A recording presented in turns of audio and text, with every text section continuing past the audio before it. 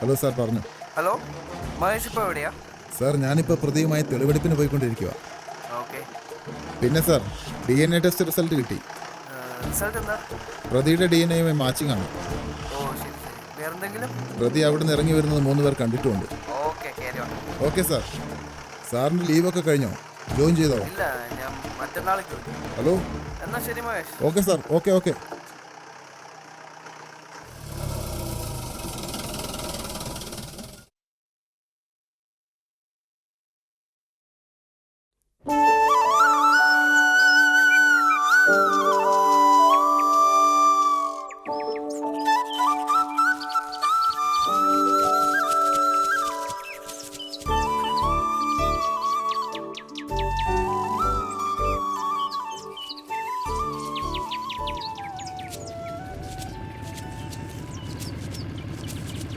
എടാ മനുവേ, അതെ, നേരം വെളുക്കു മുന്നേ എത്തിയിട്ടുണ്ട്.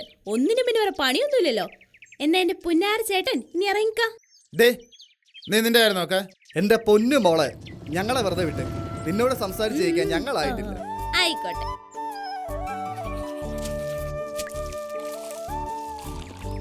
ചേട്ടാ, ശരിക്കും പല്ലെങ്കിലും തേച്ചിട്ട് പോ. അവരുടെ അടുത്ത് ഇരിക്കേണ്ടതാ. കാലത്ത് തന്നെ തുടങ്ങിയോ രണ്ടും കൂടെ? ഇല്ല അമ്മ, ഈ ചേട്ടനാ.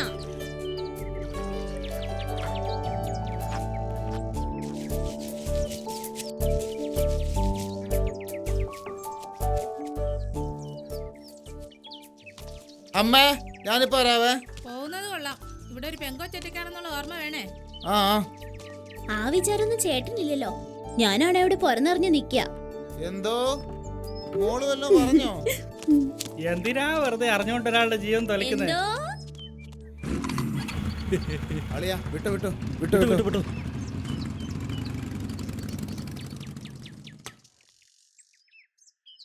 ലതിക ചേച്ചി.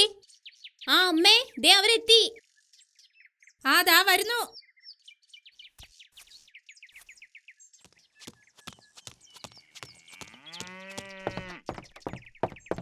ആ മായേ, മഴ വരുവാണെ ആ തുണി എടുത്തിട്ടേക്കണേ. ആ പിന്നെ ആ ചിട്ടിക്കാരെ വരുവാണെ അലമാരി പൈസ ഇരിപ്പുണ്ട്, അതും എടുത്തങ്ങ് കൊടുത്തേക്ക്. ആ ശരി അമ്മേ. താമസിച്ചൊന്നും അതിന്റെ വാലിരിക്കുന്ന എല്ലാം കേൾക്കേണ്ടി വരും. വരുന്നു പെണ്ണേ.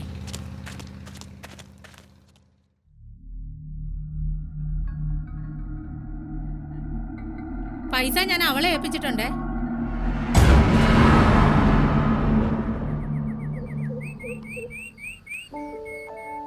വെറുതെ ഇരുന്ന് ബോറടിച്ച് നമുക്ക് എങ്ങോട്ടേലും വിട്ടാലോ? ഇല്ലിക്കല്ലോ വിട്ടാലാ? ഇല്ലിക്കല്ലോ അങ്ങോട്ടുള്ള ബൈക്ക് യാത്ര അല്പം റിസ്ക് അല്ലേ? അത് വേണോ? നീ തന്നെ ചെരുപ്പില്ല ഓടുന്നേ. ഒന്നുമില്ല മച്ചാനെ, ഒരു പട്ടിയിട്ട് ഓടിച്ചതാ.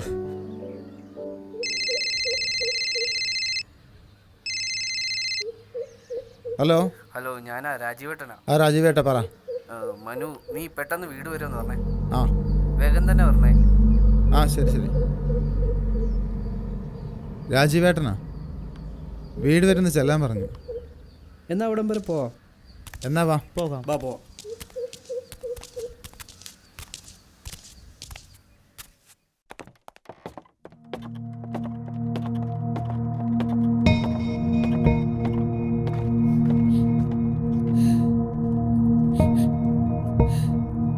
നീ ഇപ്പം അങ്ങോട്ട് പോകണ്ട.